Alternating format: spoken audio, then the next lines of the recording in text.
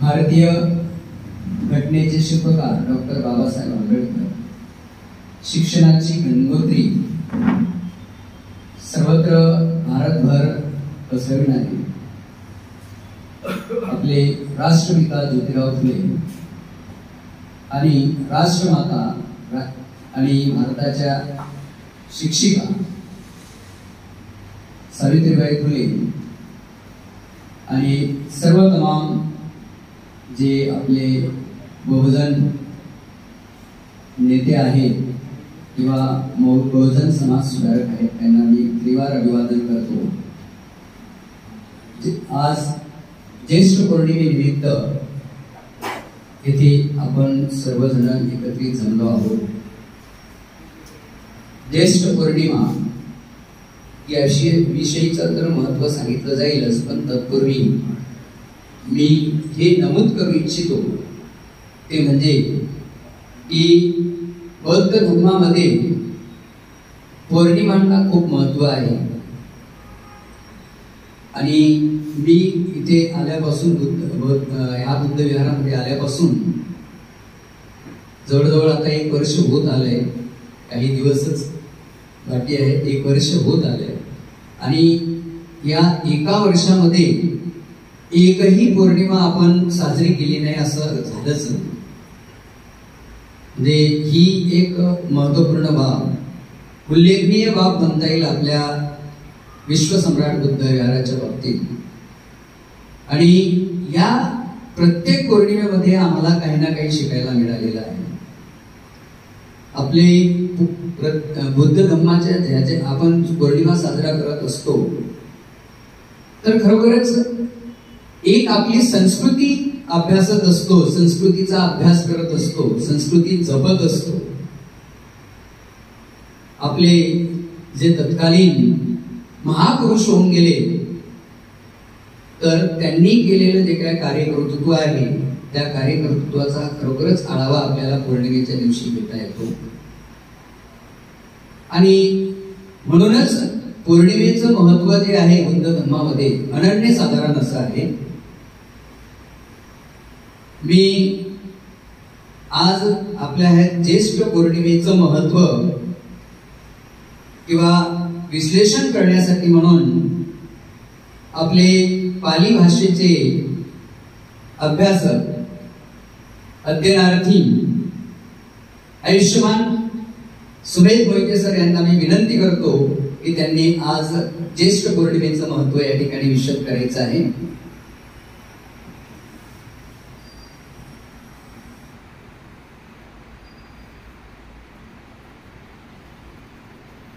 सर्वांना ज्येष्ठ पौर्णिमेच्या सर्वांना खूप खूप मंगलमय शुभेच्छा।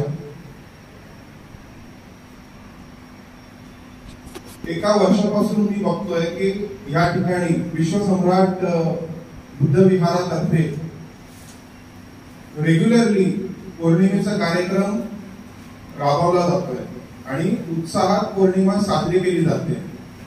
ही खूप उल्लेखनीय बाब आहे जसं मोहिते सरांनी सांगितलं आणि त्यात कुठेही खंड पडलेला नाहीये।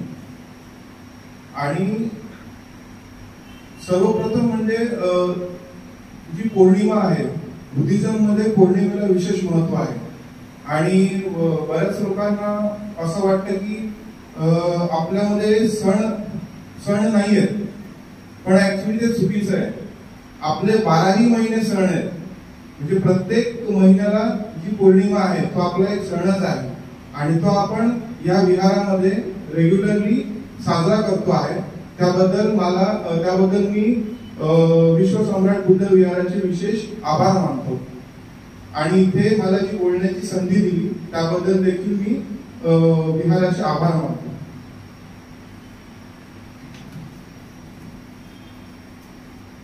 तर या ठिकाणी मी ज्येष्ठ पौर्णिमेचे थोडक्यात महत्व सांगेन। ज्येष्ठ पौर्णिमेला पाली भाषेत ज्येष्ठ मास असे म्हणतात। ही पौर्णिमा साधारणतः जून महिन्यात येते। या पौर्णिमेला तथागत बुद्धांच्या जीवनात काही महत्त्वपूर्ण अशा घटना घडलेल्या आहेत ज्या मी आता थोडक्यात सांगेन। तपस्सू आणि भल्ली यांची धम्मदीक्षा। भगवंतास ज्ञान प्राप्ती झाल्यानंतर ते 1 महिना बोधी वृक्षाखाली राहिले आणि 5व्या आठवड्यात ते गोताईच्या पर्वताकडे गेले आणि 1 आठवडा तेथे त्यांनी वास्तव्य केले. नंतर मुचलिंद नावाच्या पर्वताकडे ते गेले. तेथे राजयतन वृक्षाखाली 1 आठवडा त्यांनी वास्तव्य केले. पुढील आठवड्याच्या शेवटच्या दिवशी त्यांच्या दिशेने येताना 2 गृहस्थ त्यांना दिसले. ते गृहस्थ म्हणजे तपस्सू आणि भल्लिक हे 2 व्यापारी बंधू होते. ते 5 गाड्यावर माल लादून त्या रस्त्याने जात होते. व्यापारी बंधूंना भगवंत दिसताच त्यांना वंदन करून त्यांच्या जवळ असलेल्या मध व पोळ्या त्यांनी दिल्या व खाद्यपदार्थ स्वीकारण्याची भगवंतांना त्यांनी विनंती केली. भगवंतांनी त्यांची भेट स्वीकारली. आपली भेट स्वीकारल्याचे पाहून त्या व्यापाऱ्यांनी भगवंतास वंदन केले व आम्ही आपणास शरण आलो आहोत असे त्यांना सांगितले. आपले अनुयायी म्हणून धम्माचे सर्व नियम आम्ही पाळू व आम्हास सद्धम्माची दीक्षा द्यावी अशी नम्र विनंती त्यांनी भगवंतांना केली. तेव्हा भगवंतांनी त्यांना उपासक या नावाने संबोधले व त्यांना धम्मात प्रवेश दिला. त्यावेळी संघ नावाची संस्था अस्तित्वात नव्हती, म्हणजे संघ त्यावेळेला स्थापन झाला नव्हता, म्हणून त्यांना उपासक त्यांनी म्हटले भगवंतांनी. तथागत बुद्ध धम्माच्या काहीतरी आठवण असावी अशी इच्छा तपस्सू आणि भल्लिक यांनी व्यक्त केली. तेव्हा भगवंतांनी त्यांचे 8 केस जटा स्मृतिचिन्ह म्हणून त्यांना दिले. हेच भगवंतांचे स्मृतिचिन्ह समजून आपल्या गावात त्यावर एक विहार उभारून त्यात स्थापना केली व नित्य नियमाने त्याची वंदन करू लागले. ज्या दिवशी या 2 व्यापारी बंधूंना सद्धम्माची शिकवण देऊन उपासक म्हणून त्यांना दीक्षित केले तो दिवस ज्येष्ठ पौर्णिमा होय. हा प्रथम प्रसंग आहे. त्यानंतर दुसरा प्रसंग, ज्येष्ठ उपासिका सेनानी सुपुत्री सुजाताची धम्मदीक्षा. बुद्धगया येथे ज्ञानप्राप्ती झाल्यानंतर जेव्हा त्यांना सुजाताने चैत्र पौर्णिमेला अर्पण केलेल्या खिरीची आठवण झाली, म्हणजे याचं थोडंसं बॅकग्राऊंड असं मी देईल की जेव्हा भगवंतांना जेव्हा ज्ञानप्राप्ती झाली त्याच्या आधीचा जो प्रसंग आहे, त्याच्या आधी म्हणजे त्यांनी जे शरीराला जे शरीर तापवून त्यांनी ज्ञान संपादन करण्याचा प्रयत्न केला, पण तेव्हा त्यांना समजलं की यामध्ये असं ज्ञान प्राप्ती होत नाही. तर त्यावेळेला सुजाताने त्यांना खीर दिलेली आणि तेव्हा मग भगवंतांनी त्यांचा जो पुढचा जो मार्ग आहे मध्यम मार्ग तो त्याच्यानंतर त्यांनी तो स्वीकारला. तर त्यावेळेला त्यांनी सुजाताला सांगितलेलं की जेव्हा मला ज्ञान प्राप्ती होईल तेव्हा मला येऊन भेटावे असं त्यांनी सुजाताला त्यावेळेला सांगितलेलं. तर ज्ञानप्राप्ती झाल्यानंतर त्यांना पौर्णिमेला चैत्र पौर्णिमेला अर्पण केलेल्या खिरीची आठवण झाली आणि सुजाताने दिलेल्या वचनाची, म्हणजे सत्याचा मार्ग प्राप्त झाल्यानंतर मला येऊन भेटावे याची आठवण झाली. त्या वचनपूर्तीसाठी त्यांनी सुजाताचा शोध घेतला. सुजाताच्या पतीस व तिचा पुत्र यश या सद्धर्माची त्यांनी दीक्षा दिली. सुजाताचे वाराणसी एकमेव कुटुंब होते. वाराणसी म्हणजे आजचं बनारस ही कुटुंब होते. त्यांनी सर्वप्रथम सहपरिवार दीक्षा ग्रहण केली. 3 रत्नांची त्यांनी दीक्षा ग्रहण केली. सुजाता विषयी भगवंत म्हणाले की भिक्खूंनो, माझ्या उपासिकांमध्ये म्हणजे उपासक आणि उपासिका, तर माझ्या उपासिकांमध्ये प्रथम येणाऱ्यामध्ये सुजाता सर्वश्रेष्ठ आहे. सहपरिवार सुजातास दीक्षित केलेला दिवस तो होता म्हणजे आजचा ज्येष्ठ पौर्णिमेचा दिवस. ही दुसरी घटना. आता यांनी दीक्षा दिली ह्यावरून मला एक थोडक्यात तुम्हाला सांगू इच्छितो की बौद्ध धर्मामध्ये जेव्हा आपण बुद्धिस्ट होतो तर बुद्धिस्ट होण्यासाठी बुद्धिस्ट हे जन्माने होता येत नाही. म्हणजे माझी आई बुद्धिस्ट होती किंवा माझे वडील बुद्धिस्ट होते म्हणून मी पण बुद्धिस्ट आहे असा बऱ्याच लोकांचा समज आहे, पण तसा नाहीये. बुद्धिस्ट होण्यासाठी तुम्हाला दीक्षा घ्यावी लागते. प्रॉपर एक तुम्हाला एक सेरेमनी घेऊन ती दीक्षा तुम्हाला घ्यावी लागते. तर हे थोडक्यात मी इथे नमूद करू इच्छितो. त्यानंतर तिसरा प्रसंग संघमित्रा आणि महेंद्र यांनी श्रीलंकेत बोधिवृक्ष लावला. हा तिसरा महत्वाचा प्रसंग. महान सम्राट अशोकाने जेव्हा त्यांचे धम्मगुरु महास्थवीर मोगलीपुत्र तिस्स यांना विचारणी केली की मला धम्माचा दायाद बनवण्यासाठी आणखी काय करावे लागेल, तेव्हा मोगलीपुत्र तिस्स म्हणाले की जो कोणी आपला स्वतःचा पुत्री धम्मास दान देतो त्यांना धम्मामध्ये प्रव्रजित करून भिक्खू बनवतो तोच दायक आणि दायाद या दोन्ही उपाधीमध्ये पात्र बनतो.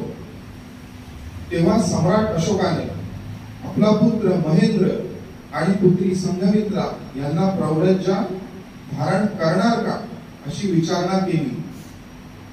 तेव्हा दोघांनीही उत्तर दिले की आपली इच्छा असेल तर आम्ही आजच प्रव्रजित होऊ. प्रव्रजा ग्रहण केल्याने आमचे व आपलेही कल्याण होईल असे आम्हाला वाटते. यानुसार आपल्या पित्याच्या इच्छेपोटी महेंद्र आणि संघमित्रा यांनी गृहस्थ जीवनाचा त्याग करून प्रव्रजा घेतली. त्यावेळी महेंद्राचे वय 20 वर्ष तर संघमित्राचे वय 18 वर्ष होते. या ठिकाणी विशेष उल्लेखनीय गोष्ट म्हणजे एवढ्या लहान वयामध्ये त्यांना ही प्रज्ञा प्राप्त झाली. 18 आणि 20 वर्षाच्या मुलामुलींना त्यावेळेला एवढं विस्डम त्यांना त्या काळामध्ये त्यांना होतं. ही खूप उल्लेखनीय गोष्ट आहे. आणि त्या ठिकाणी त्यांनी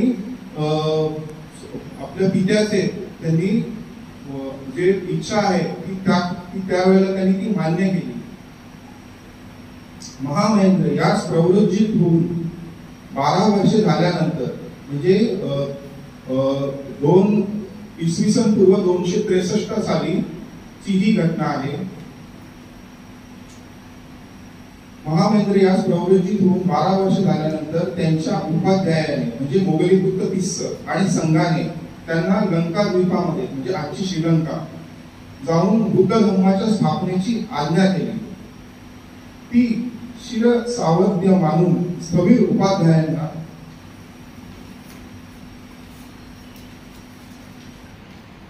वंदन करून सोबत 4 स्थवीर घेऊन धर्माचा प्रचार व प्रसारासाठी लंकाद्वीप गाठले. तो दिवस होता ज्येष्ठ पौर्णिमेचा म्हणजे आजचा दिवस. म्हणजे त्यांनी श्रीलंकेला जे प्रस्थान केलं ते ज्येष्ठ पौर्णिमेलाच केलं. पुढे काही वर्षांनी भिक्खूंनी संघमित्राशी बोधिवृक्षाच्या फांदीसह स्थवीर महामहेंद्र यांनी श्रीलंकेस बोलवून घेतले. संघमित्रा अनेक श्रामणेरी सोबत येऊन श्रीलंकेत दाखल झाली व तिथे भिक्खुनी संघाची स्थापना केली. भिक्खू महामहेंद्र आणि भिक्खुनी संघमित्रा लंका द्वीपातील अनुराधापूर येथे जम्बू द्वीपातून आणलेली म्हणजे भारतातून आणलेली बोधिवृक्षाची एक शाखा तिकडे त्यांनी लावली. तो दिवस म्हणजे होता ज्येष्ठ पौर्णिमेचा. त्यानंतर अजून एक घटना आहे की भिक्खू महेंद्र यांचे परिनिर्वाण. बुद्ध धर्माचे विरोधक आणि धर्मांध आक्रमणकर्त्यांनी 14व्या शतकापर्यंत भारतातून बौद्ध साहित्य नष्ट केले होते. अशा अवस्थेत महामहेंद्र यांनी श्रीलंकेत ते साहित्य सुरक्षित ठेवले. तसेच 38 वर्ष श्रीलंकेला धर्मसेवा करून वयाच्या 80व्या वर्षी महामहेंद्र यांनी जगाचा निरोप घेतला. श्रीलंकेच्या अनुराधापुरम येथे त्यांचे परिनिर्वाण झाले. तो दिवस होता ज्येष्ठ पौर्णिमेचा. म्हणजे ज्येष्ठ पौर्णिमेच्या दिवशी महामहेंद्र यांचे श्रीलंकेमध्ये परिनिर्वाण झाले. आता परिनिर्वाण म्हणजे काय हे मी थोडक्यात तुम्हाला एक सांगू इच्छितो. निब्बाण, परिनिब्बाण आणि महापरिनिब्बाण याच्यामधला एक मूलभूत फरक मी इथे सांगतो. निब्बाण म्हणजे सिद्धार्थ गौतमाला जो ज्ञानप्राप्ती झाली, इथे त्यांनी त्यांची तृष्णा होती ती तृष्णा नष्ट झाली आणि त्यांना ज्ञानप्राप्ती झाली. ही आहे त्यांना त्या ठिकाणी निब्बाण प्राप्त झालं. हे आहे निब्बाण प्राप्त. परिनिब्बाण म्हणजे जेव्हा भगवान बुद्ध जेव्हा ते जगाचा तेव्हा निरोप घेतला, त्या घटनेला बोलतात परिनिब्बाण. म्हणजे अहर्ताचं जेव्हा शरीर पण नष्ट होतं तेव्हा त्याला ऍक्च्युली परिनिब्बाण बोलतात. आणि सम्यक संबुद्धाचं जेव्हा परिनिब्बाण होतं तेव्हा त्याला महापरिनिब्बाण बोलतात, जे बुद्धांचं झालं. म्हणजे हा त्याच्यातला मूलभूत फरक आहे, निब्बाण, परिनिब्बाण आणि महापरिनिब्बाण. या ठिकाणी अर्थ जे हे आपले